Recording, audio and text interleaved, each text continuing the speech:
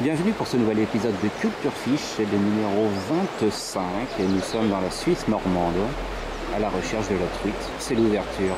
Je trouvais des caméramans de choc, je leur mets des GoPros sur le dos, ils vont pêcher pour moi. C'est du live, des instants de pêche. C'est à peine monté, c'est Culture Fish.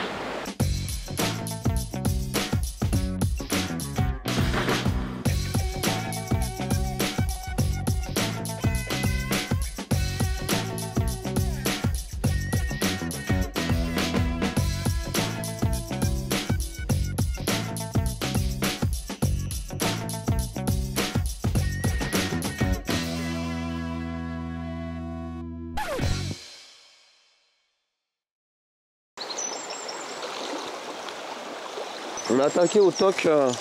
Hier la rivière était beaucoup plus haute, donc elle a baissé un petit peu, mais elle était très trouble. Donc c'est vrai qu'avec les températures qui baissent, on a encore un temps qui est très couvert. Les poissons là, tu as vu, on les prend vraiment dans des amortis, dans des endroits très spécifiques. Elles sont pas encore en pleine activité. Donc ce qu'on fait, c'est qu'on va attendre que ça chauffe. Puis la rivière va continuer de descendre un peu, on est sur la découpe. Et après on va pouvoir les pêcher aux poissons nageurs. Normalement elles seront plus actives. On va dire si on a du soleil vers 10 h, et sans quoi ça va décaler un petit peu vers le début d'après-midi, entre midi et 15 h. C'est une question de couleur d'eau, puis voilà, c'est l'ouverture, c'est aussi une question de rendement, tu vois, on veut toucher des poissons. Donc on commence par ça. C'est la technique qui nous a rapporté le plus ce matin, et puis qui nous permet aussi de bien voir la répartition des poissons, les tailles moyennes, tout ça. Et après on va repêcher aux poissons nageurs derrière.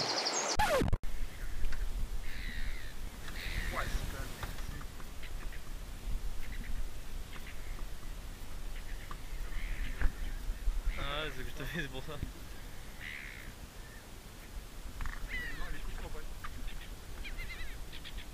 Il est plus joli que ça, quoi. Le crachet.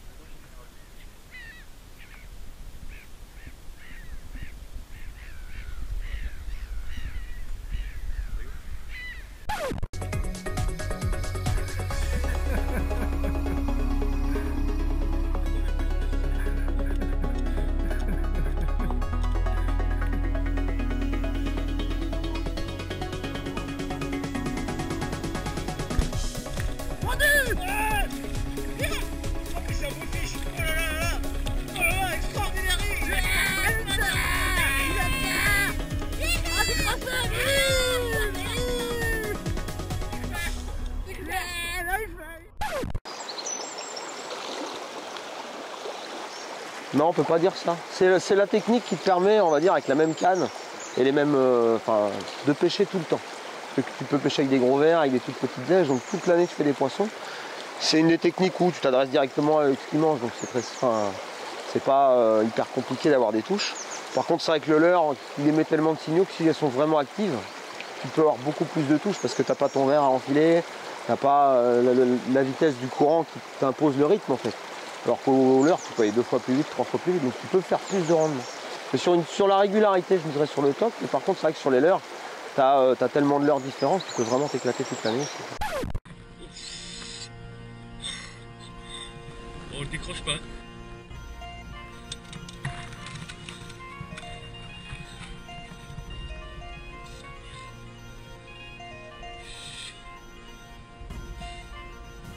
Oh, t'as bien fait de monter en 1 centime en fait. Hein? Ah ouais, tu penses? Voilà, ouais. Là, tu as un bas de ligne, 3 plombs, un hameçon, et puis l'indicateur, qui n'est pas obligatoire en soi, mais qui te permet vraiment, quand tu pêches des endroits un peu profonds, un peu rapides ou un peu diversifiés là, au niveau de l'écoulement, d'adapter vraiment. Et ça te permet aussi et surtout, bien des fois, de ferrer quand tu vois la touche et non avant de la sentir, quoi. Donc ça permet de relâcher le poisson dans les meilleures conditions.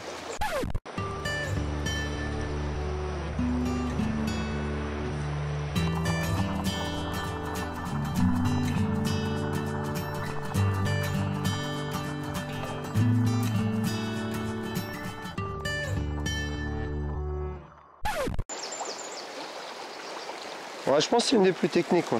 Parce que t'as rien, t'as 3 plombs en hameçon. Et après avec ça, il faut pêcher un peu tous les postes. Et le plus important, c'est la tension dans la ligne. Et comme ça court assez vite, si tu veux, tu es obligé d'avoir un peu l'habitude pour gérer justement cette tension et que ton nèche elle évolue vraiment au ras du fond. Et après, ce qui est sympa, c'est que tu es toujours un peu obligé de composer, on va dire, en fonction de chaque poste. Il y a des endroits où tu es obligé d'adapter les ferrages. Ça fait que chaque poisson est amusant à prendre, quoi. Et par contre, ça te donne une très bonne lecture de l'eau. Comme tu as l'indicateur qui te dit exactement où tu es.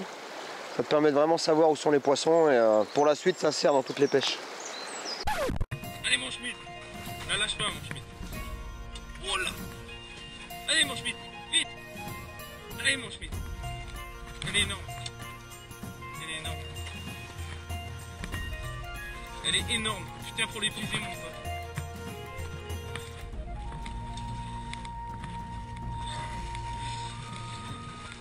Tu passes en dessous et tu veux pas que j'aille en dessous et... Non, moins vite. Parce qu'en fait le courant de fond, il est moins rapide que le courant de surface. Donc ton verre il doit aller moins vite. C'est là où c'est assez difficile dès que tu as des courants violents, c'est de réussir à étaler ta plombée pour que ça passe correctement en fait.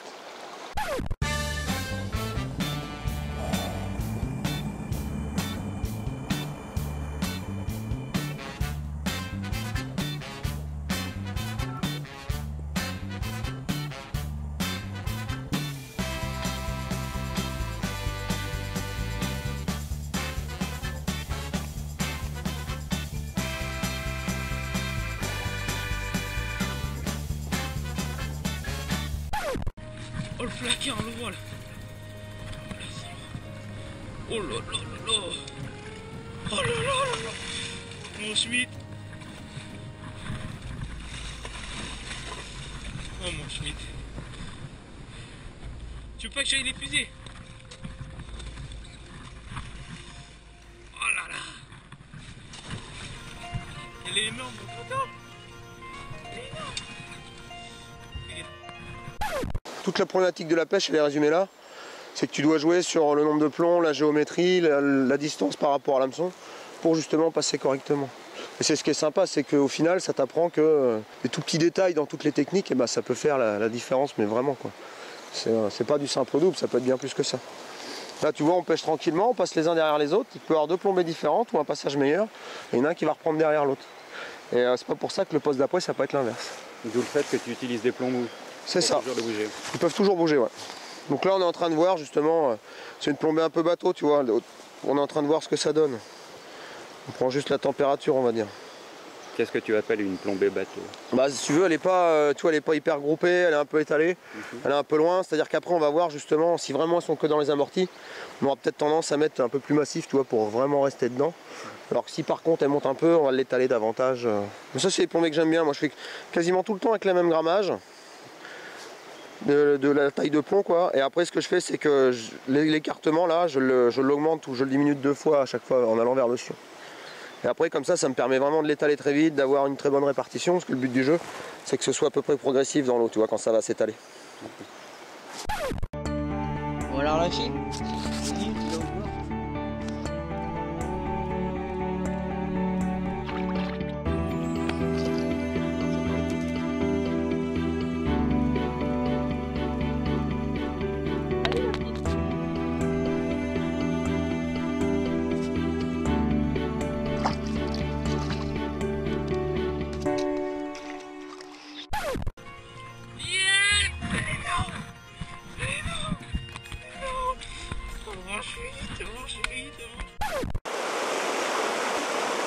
Aucune. Sam vient de pêcher celle-là. C'est pas une veine d'eau à gros poisson, il n'y a pas beaucoup d'eau. Ce sera intéressant en face si tu veux. C'est vraiment très restreint, tu vois, il y a juste le petit triangle là-bas à la fin qui fait 20 cm². Il y a le petit amorti là qui va être moyen. Le top ce serait sous les petits arbres là-bas, tu vois, en face dans l'amorti là. Mais la question ça va être comment y aller. Est-ce qu'on va pouvoir y aller déjà? Mais sans quoi je commence toujours à mes pieds. Ouais. Et puis je décale petit à petit. Ou alors comme tout à l'heure quand ça accroche, je commence autour un peu et après je vais dans l'accro, même si c'est... Mais là quand c'est régulier comme ça, d'abord mes pieds et après j'allonge. Parce qu'on peut prendre plusieurs poissons sur un poste. Ça sert à rien de leur en faire passer sur la tête alors qu'on en a à nos pieds. Puis souvent on s'approche après pour pêcher un peu plus court en face. Parce que le but du jeu c'est pas non plus de sortir le plus de fil possible, parce que tu as vu il y a un peu d'arbres. Donc on commence toujours assez près, puis après on se rapproche de la rivière et on va pêcher plus loin.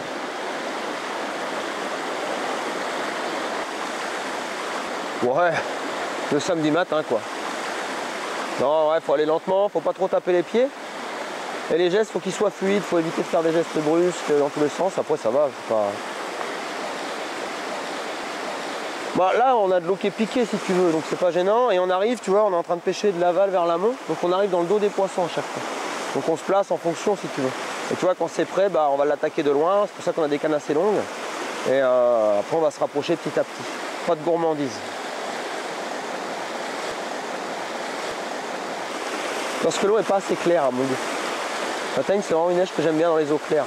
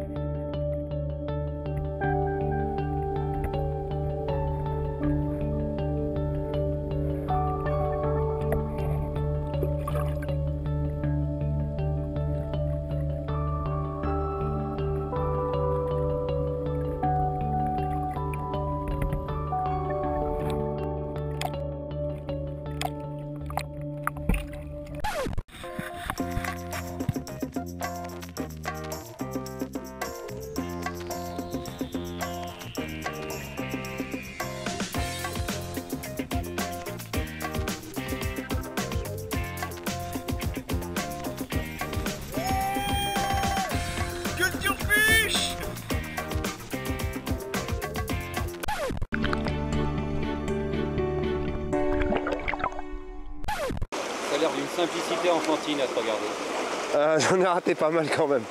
En fait elles sont, ouais, il y a une veine d'eau où elles sont là, mais elles tapent très très mal, donc c'est pas facile. Mais il y en a quand même quelques-unes, tu vois. Il y a beaucoup de touches très très courtes, elles prennent vraiment mal le verre et elles se décalent, elles le prennent et elles se décalent très vite en fait. Alors, donc faut faire un peu réflexe et ça fait que on en rate quand même pas mal.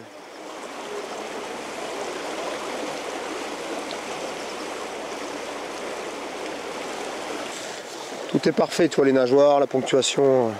Ça me fait vraiment plaisir de les prendre, celles-là. Ah, puis ça, il n'y a pas de danger qu'elles prennent. Hein. Le petit morceau, c'est un casse-dalle ou rien. Ah, elle est toute petite, t'as vu? Tout petit poisson. On l'embête pas.